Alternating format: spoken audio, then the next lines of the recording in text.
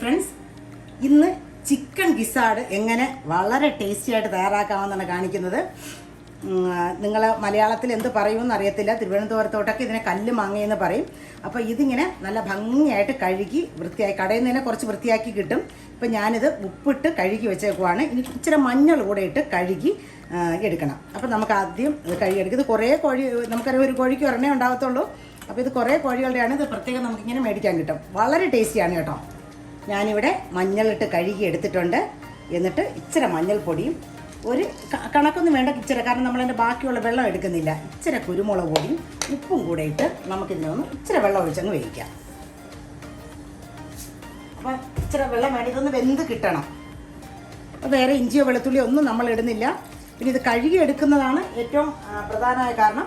നമ്മൾ പിന്നെ ആദ്യം ഉപ്പിട്ട് കഴുകുക, പിന്നെ അത് കഴിഞ്ഞ് മഞ്ഞളിട്ട് കഴുകുക.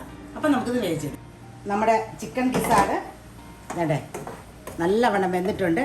ഞാനൊരു 10-12 മിനിറ്റോളം വെച്ചിരുന്നു. അത്രയും മതിയാവും, കാരണം നമുക്കിവിടെ കുറച്ച് ക്വാണ്ടിറ്റിയേ ഉള്ളൂ. ബാക്കി നമ്മൾ അല്ലാതെ വേവിക്കുകയാണ്. ഒരു 10-12 മിനിറ്റ് മതിയാവും. ഇനി ഇതിൽ കുറച്ച് വെള്ളമുണ്ട്. ഈ വെള്ളം നമ്മൾ എടുക്കുന്നില്ല, വെള്ളം കളയുകയാണ് ചെയ്യുന്നത്. അപ്പോൾ നമ്മൾ വേവിച്ച് വെള്ളം വയ്ക്കുമ്പോഴത്തേക്കും ഒരു ഇച്ചിരി കൂടുതൽ വെക്കണം. എങ്കിൽ മാത്രമേ നമുക്ക് അവസാനം കുറച്ച് വെള്ളം കളയാൻ പറ്റത്തുള്ളൂ. അപ്പോൾ നമ്മളിതിൽ നിന്ന് ഈ കഷ്ണം മാത്രമേ കോരി എടുക്കത്തുള്ളൂ. നമുക്കിനി ഇതിനങ്ങോട്ട് മാറ്റി വെച്ചിട്ട് നമുക്കിനി അത് ഫ്രൈ ചെയ്യാനുള്ള പാത്രം അടുപ്പത്ത് വയ്ക്കാം.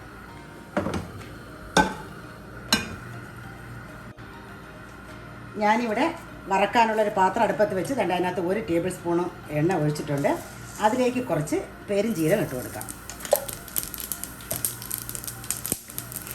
എന്നിട്ട് നമ്മൾ ഇവിടെ 1 ടീസ്പൂൺ ജിഞ്ചർ ഗാർലിക് ചതച്ചെടുത്തത്, ഒരു ചെറിയ സവോള, 2 പച്ചമുളക്, ഒരു ഇച്ചിരി കറിവേപ്പില എല്ലാം കൂടെ വെച്ചിട്ടുണ്ട്. അപ്പോൾ അത് അത്രയും ആദ്യം ഒന്ന് ചെങ്ങിടുവാണ്.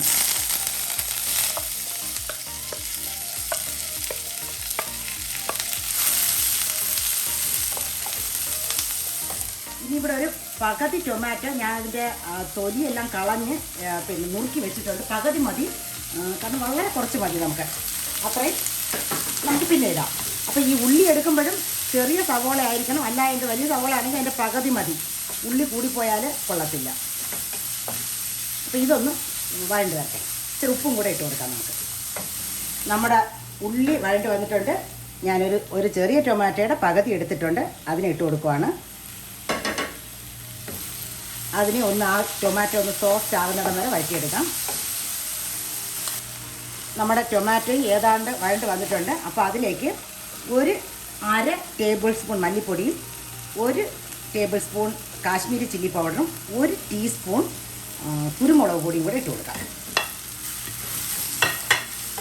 എന്നിട്ട് ഒരു ഇച്ചിരി മഞ്ഞൾപ്പൊടി ഓൾറെഡി നമ്മൾ മഞ്ഞൾപ്പൊടി ഇട്ട് കഴുകിയതാണ്. നമ്മൾ വേവിച്ചപ്പോഴും മഞ്ഞൾപ്പൊടി നമ്മൾ ഇട്ടിരുന്നു. എന്നിട്ട് നമ്മൾ ആ വെള്ളം ഡ്രെയിൻ ചെയ്ത് കളയുക ചെയ്തത്. അപ്പോൾ അതുകൊണ്ട് നമുക്കൊരു ഇച്ചിരി ഒരു പിഞ്ച് മഞ്ഞൾപ്പൊടിയും കൂടി ഇട്ട് കൊടുക്കാം.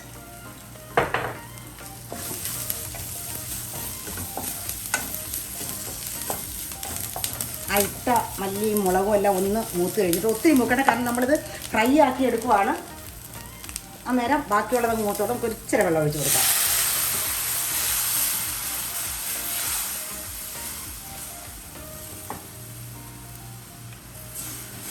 വേണ്ട, ആ മസാല എല്ലാം ഒന്ന് തിളച്ച് വന്നിട്ടുണ്ട്. അപ്പോൾ വേണ്ട, ഞാനിപ്പോൾ അത് വെള്ളം മൊത്തം ഡ്രെയിൻ ചെയ്ത് കളഞ്ഞിട്ട് കഷ്ണം മാത്രം അങ്ങോട്ട് ഇട്ട് കൊടുക്കുവാണ്.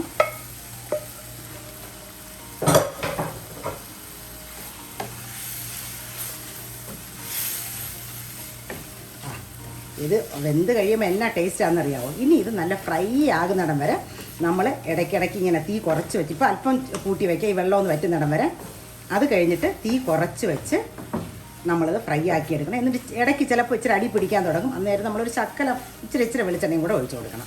നമുക്ക് ആദ്യം ഇതിനൊന്ന് ഇച്ചിരി അടച്ച് വയ്ക്കാം. ഈ വെള്ളം ഒന്ന് പറ്റി ഈ കഷ്ണങ്ങളിൽ നമ്മുടെ ചാറൊക്കെ ഒന്ന് പിടിക്കട്ടെ. നമ്മൾ ഒഴിച്ച ആ വെള്ളമെല്ലാം നല്ലവണ്ണം പറ്റിയിട്ടുണ്ട്. നമുക്കിനി ഉപ്പ് നോക്കാം. ഉപ്പെല്ലാം നമുക്ക് കണക്കാണ്. ഇനി നമ്മൾ ഇതിനകത്ത് ആഡ് ചെയ്ത് കൊടുക്കേണ്ടത് ഇച്ചിരി ഗരം മസാലയാണ്. ഞാനിവിടെ 1/2 ടീസ്പൂണിനും താഴെ മാത്രമേ ഗരം മസാല ആഡ് ചെയ്തെന്നുള്ളൂ. അത്രയും മതി. കാരണം ഇപ്പം തന്നെ നല്ല സ്പൈസിയാണ്. കാരണം കുരുമുളക് നമ്മൾ ഇട്ട് വേവിച്ചിരുന്നു. അപ്പോൾ കഷ്ണങ്ങൾക്കുള്ളിലെല്ലാം ഉണ്ട്. ഇപ്പോഴും നമ്മൾ ആഡ് ചെയ്ത് കൊടുത്തിട്ടുണ്ട്. 1 സ്പൂൺ നമ്മൾ കാശ്മീരി ചില്ലി പൗഡറും ആഡ് ചെയ്തു. അപ്പോൾ ഇനി എരിവ് നല്ല എരിവുണ്ടാവും. ഇതിനൊന്ന് ഇങ്ങനെ നിരത്തി വെച്ച് എന്നിട്ട് ഞാനിപ്പോൾ തീ അങ്ങ് തീരെ സിമ്മിലാക്കുവാണ്. എന്നിട്ട് അടച്ച് വയ്ക്കാം. ഇടയ്ക്കിടയ്ക്ക് ഇളക്കി കൊടുക്കാം. ഇതുപോലെ ഇങ്ങനെ ഇടയ്ക്കിടയ്ക്ക് ഒന്ന് ഇളക്കി വെച്ച് കൊടുക്കുക. ഇപ്പോൾ തന്നെ നമ്മുടെ എണ്ണ തീർന്നിട്ട് തന്നെ സൈഡിലൊക്കെ ഇങ്ങനെ ഒന്ന് പിടിക്കാൻ തുടങ്ങിയിട്ടുണ്ട്. അപ്പോൾ നമ്മൾ ഇച്ചിരി എണ്ണ ഒഴിച്ച് കൊടുക്കണം.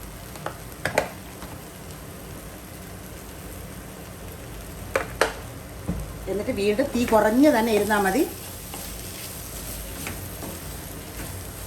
നല്ലവണ്ണം ഇളക്കിയിട്ട് വീണ്ടും ഇതിങ്ങനെ നിരത്തി വെച്ച് നമുക്ക് അടച്ചു വയ്ക്കാം. ഇടയ്ക്കിടയ്ക്ക് ഇളക്കി കൊടുക്കണം, അല്ലെങ്കിൽ ഇത് അടിയിൽ പിടിക്കും. നമ്മൾ നോൺ സ്റ്റിക്ക് പാത്രമാണെന്ന് പറഞ്ഞാലും ഇതിൻ്റെ സൈഡിലൊക്കെ പിടിക്കും. അപ്പോൾ നമുക്കിത് അടച്ചു വയ്ക്കാം. എന്നിട്ട് ഓരോ 2 മിനിറ്റ് കൂടുമ്പോഴും നമുക്കിത് ഇളക്കി കൊടുക്കാം. അങ്ങനെ നമ്മുടെ അടിപൊളി ചിക്കൻ ഗിസാഡ് റെഡി ആയിട്ടുണ്ട്. നമ്മളങ്ങനെ ഒത്തിരി ഓയിലൊന്നും കോരി ഒന്നും ഒഴിച്ചിട്ടില്ല. ഈ അടിയിൽ പറ്റുമ്പോൾ ഇടയ്ക്കിടയ്ക്ക് ഇങ്ങനെ ഇച്ചിരി ഒഴിക്കുന്നേ ഉള്ളൂ. ഇതിനി ഒന്ന് കഴിച്ച് നോക്കിക്കഴിഞ്ഞാൽ എന്താ ടേസ്റ്റാണെന്നറിയാമോ? ഞാൻ തന്നെ ഒന്ന് ഇച്ചിരി ടേസ്റ്റ് ചെയ്ത് നോക്കാം. അതിൻ്റെ ചാറ്, അതിൻ്റെ കഷ്ണങ്ങൾ ഭയങ്കര ടേസ്റ്റാണ് കേട്ടോ. നമുക്ക് വേറെ ഒരു കറിയും വേണ്ട, ചോറ് കഴിക്കാൻ ഇച്ചിരി പച്ച മോര് കറിയോ ഉണ്ടെങ്കിൽ കഴിക്കാനൊന്നും വേണ്ട. ഇനി ഇതിലങ്ങ് തീരെ കരിഞ്ഞു പോകാനും പാടില്ല. എന്നാൽ പിന്നെ കഷ്ണങ്ങളൊക്കെ ഹാർഡായി പോവും. അപ്പോൾ ഈ ഉണ്ടാക്കിയിട്ടില്ലാത്തവർ ഇതുണ്ടാക്കി നോക്കണം. അത്രയ്ക്കും ടേസ്റ്റിയാണ്. ഓക്കെ, അപ്പോൾ ശരി, എല്ലാവരും ഉണ്ടാക്കി നോക്കണം. Okay, by.